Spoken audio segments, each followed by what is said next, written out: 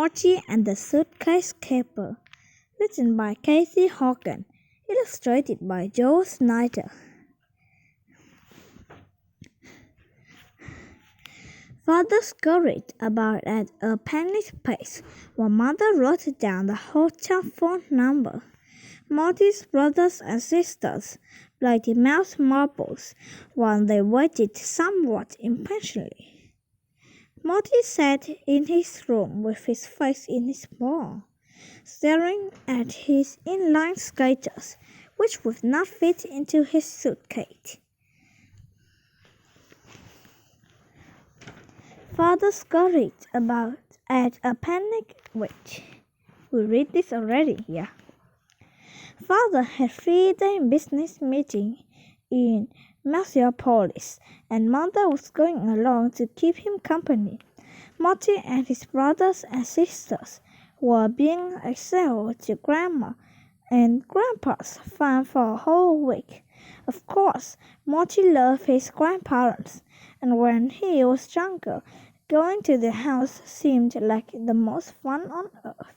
Now, in 3rd grade, it amazed him that a mouse could drive 3 hours and end up in the middle of nowhere, where time moved as slow as a tortoise.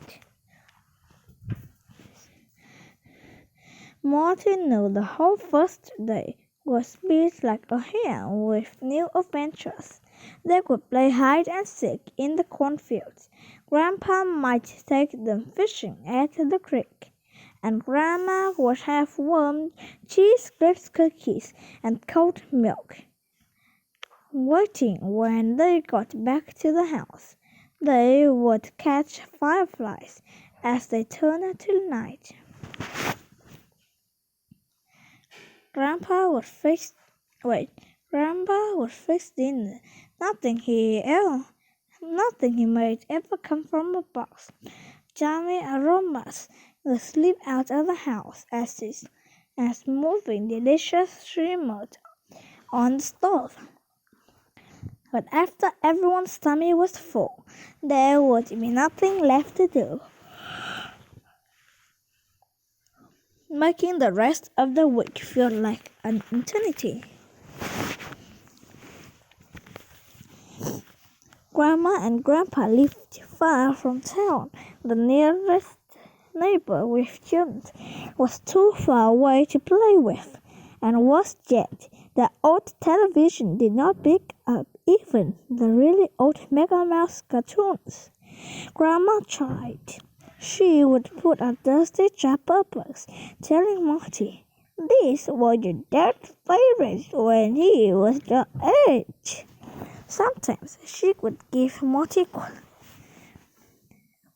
quarters to have her snap beans or snack peas, but mostly Morty could count the hours until she could leave the farm. Every couple of days, Grandpa drove into town to pick up the mail and a few groceries. Morty loved to ride along just to see what movie was showing that week or if there were any mice his age hanging around. A whole week of that, Morty grumbled to himself.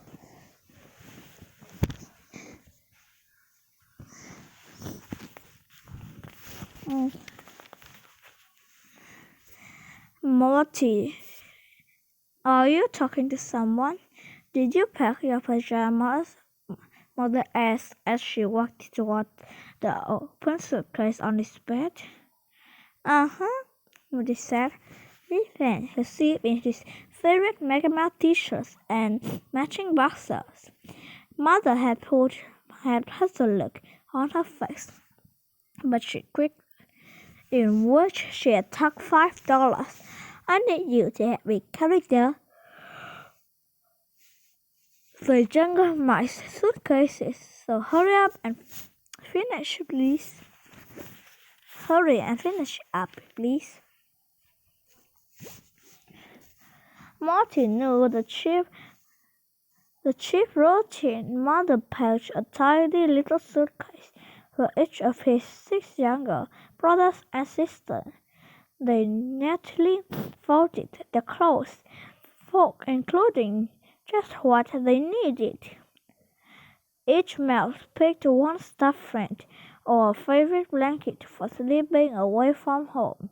Mother also tucked in $5 so they could get a special treat when they went home to town with Grandpa's house. Marty no longer needed a stuffed friend or a blanket, but he liked the $5, even if he could not find much of what he liked at the tiny store Grandma and Grandpa shopped at. Then Morty had a very mischievous idea. Perhaps there was a way he could bring his inline skates. Morty jumped up and scampered to his bedroom door. He looked left and right down the hall. He listened for Mother with no sight of her or whiff of her forever grey perfume. Morty shoved half the clothes from his suitcase under his bed. He grabbed his Mega Mouse action figures and one inline skate and stuffed them into his suitcase. As he shoved the toys in, Marty realized he needed even more room and took another pile of clothes out. After throwing the clean, folded clothes to the bottom of his closet, Marty tried to cram the other inline skate into his suitcase. No luck.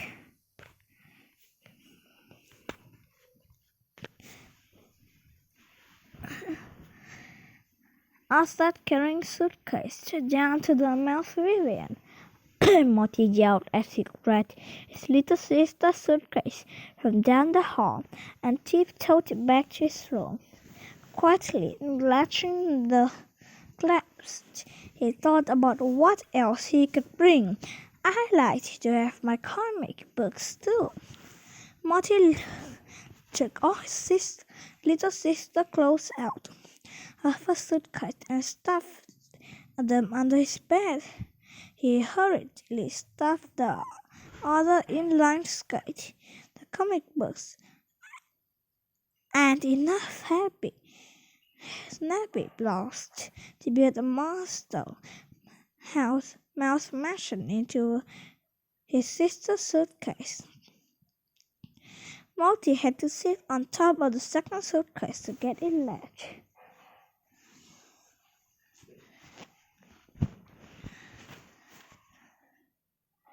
As he launched the loaded suitcase to the mouse pavilion, Morty told himself to remember to unload his and his sister's suitcase when they arrived at the farm.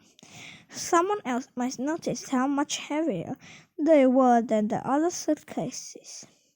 This was no problem. Once they were at the farm 3 hours later, Father and Mother were in a hurry to catch the plane, and they barely took time to kiss the mice goodbye. Before they drove away, Marty had set the suitcase on the porch when he heard his brother calling him to the barn. There are new cars and little chicks, and Marty ran toward the barn as fast as lightning.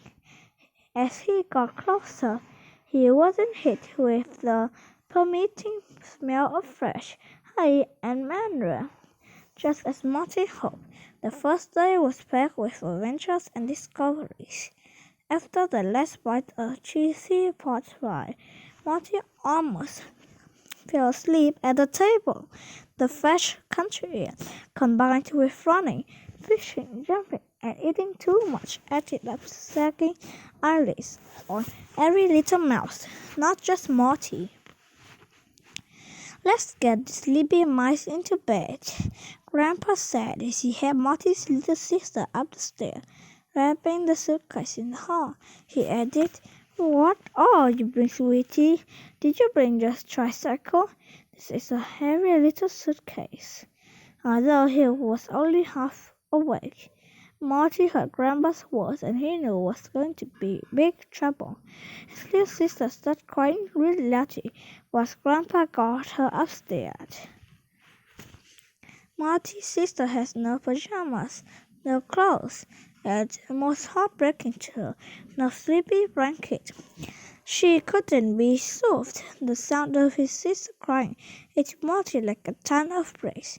His stomach dropped. Marty has no way out. It with his inline skate, his Mega Mouse comic books, and his Numpy Plus in his sister's suitcase. Now, that's one thing about Marty. He always tells the truth. Marty's little sister's belongings were under his bed, 3 hours away in Mousetown. It seemed impossible to find a solution that would stop his sisters wailing at this hour.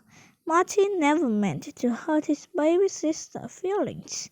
Grandma, I took her clothes so I would have more room for my toys, Marty said while trying not to cry, his voice and wrists quivering. I didn't think about what it would mean when you got here. He pulled his scrunchy stick close, hugging her tightly, and then patting her back softly.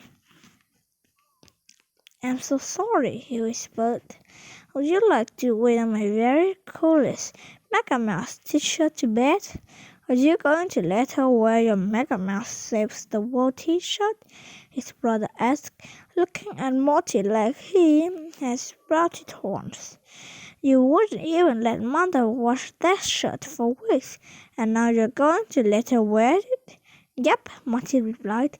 I think it would make the perfect nightgown. Morty's sister looked at him, puzzled. Are you going to town tomorrow? Morty asked Grandpa. I am planning a little meal and grocery run, Grandpa said. Would any mice like to ride along?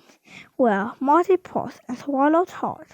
Mother gave us some spending money, and I would like to use mine to get some new play clothes for my sister. Would we have a minute or two to pick some up? I think we can arrange that. Grandpa agreed. Sure, honey, Grandma smiled warmly. Marty's little sister started to calm down.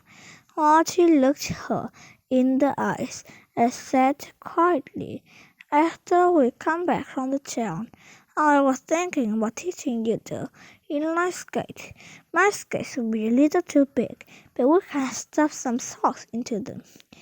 A small smile spread across Marty's little sister's face. After all, he added, could you help bring them to the farm, all right? Later that night, Marty snuggled in bed with his little sister. Since she did not have a blanket, he was in his Mega Mouse boxers and an old t-shirt. She looked very cool in his Mega Mouse Saves the World t-shirt. Marty, she asked sleepily, tomorrow, will you help me make a dollhouse with your snappy blocks? Sure, I think I know how to make a doll. Marty said it wouldn't be much more difficult than a monster mansion, he thought. Marty's little sister gave him a big hug. They two found his newest adventures, a Mega Mouse comic book. Good job!